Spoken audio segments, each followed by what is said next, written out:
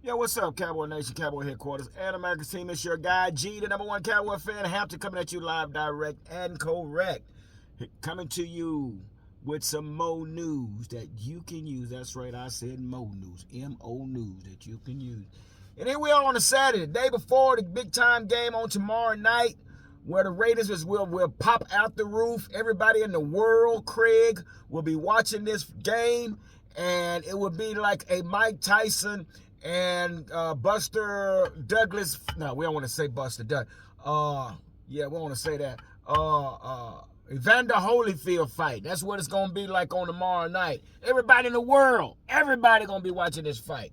So before I get started, I gotta make sure I do this promo here to introduce everyone to Bet.US. Bet.US is a site where you can place your wagers from NFL football teams to Major League Baseball to NCAA, college basketball, women's basketball, soccer, hockey, things of that nature. Also, they always where you can place wagers on political subjects, sports controversies,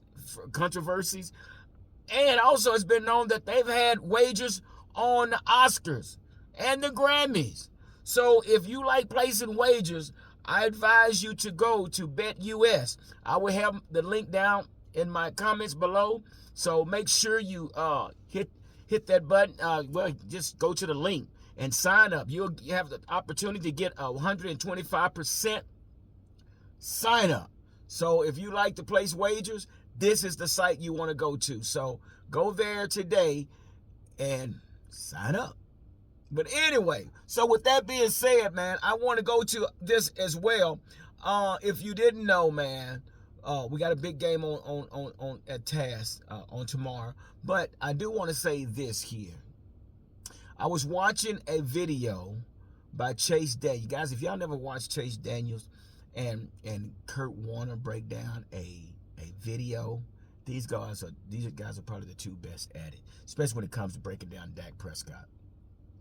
So, and I say that to say this because once I watched the Chase Daniels video of the breakdown of Dak play against the Seattle Seahawks, I see now what Mike McCarthy was saying when he said he need to have plays with purpose. Plays with purpose. If you go back and pull up Chase Daniel and pull up his breakdown of the Dallas Cowboys versus the Seattle Seahawks, you would see exactly what we're talking about. I get it. Mike McCarthy is grabbing defenders. He's grabbing defending. And what I mean by grabbing, he's baiting them in. These are plays so when a receiver runs a route, he runs a route with a purpose. It's to draw one to free up the other. It's to draw two to free up the other. The plays are actually plays with purpose. I saw one play where they had Hunter Luepke as a fullback and had Tony Pollard as the tailback. And so, as a defense coordinator, it's a run. They're going to run the ball with a lead back.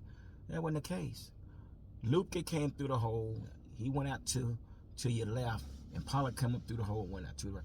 Drew the linebackers like this to open up the passing lane for Dak to throw to our guy number 3, Brandon Cooks. Touchdown.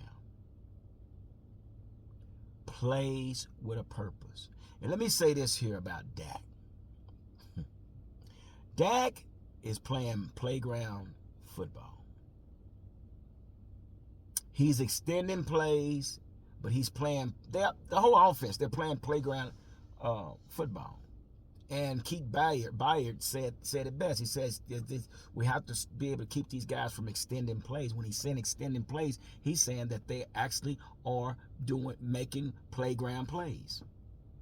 And that's what Dak is doing. Dak is rolling out. He's dumping the ball off. He's drawing them outside, throwing the ball downfield.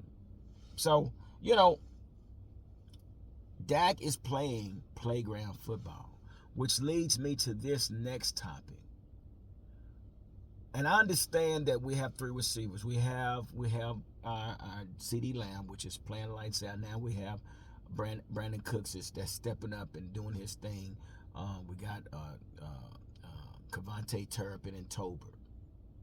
They all contributing to this offense. But my question to you guys, and maybe you can answer this, but I'm baffled. We gave Michael Gallup a 5-year contract, and still we don't hear from Michael Gallup. We just gave him a 5-year contract, and how is it that you don't implement him in your offense? Are we saying that he's that bad? No, he's not that bad. He's not bad. Yeah, he's had some drops.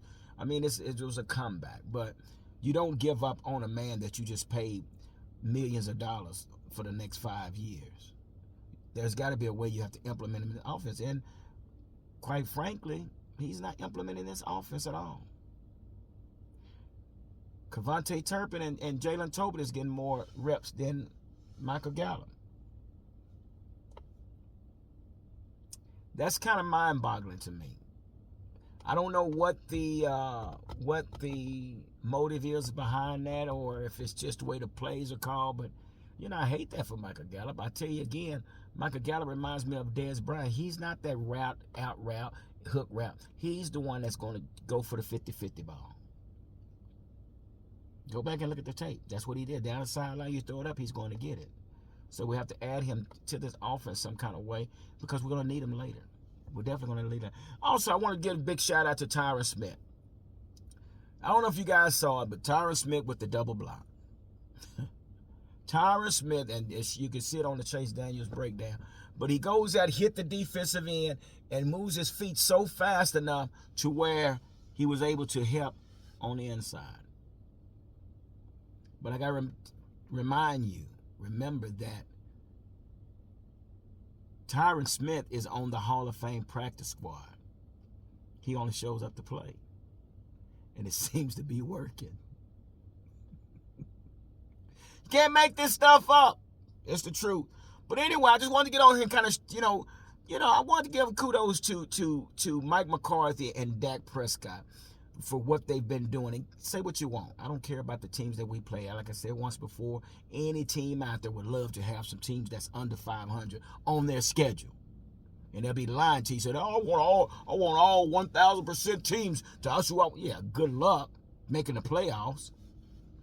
But anyway, so I just wanted to get on here, man, and just kind of give a big shout out to Mike McCarthy. It looks like he will be coaching. I don't know if he's going to be on the sideline or up in the booth, but he will be coaching on Sunday.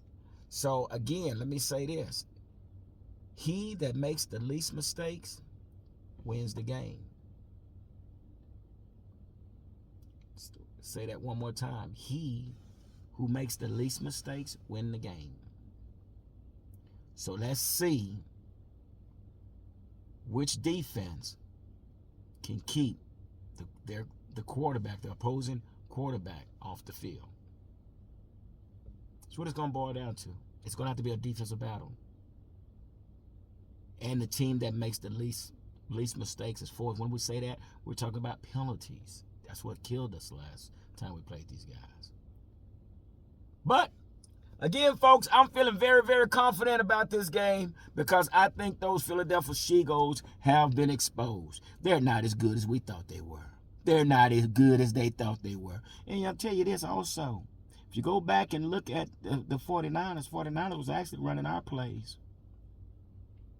Oh, you think I'm kidding? Go back and look at it. You know how they beat the Eagles? They were running our plays.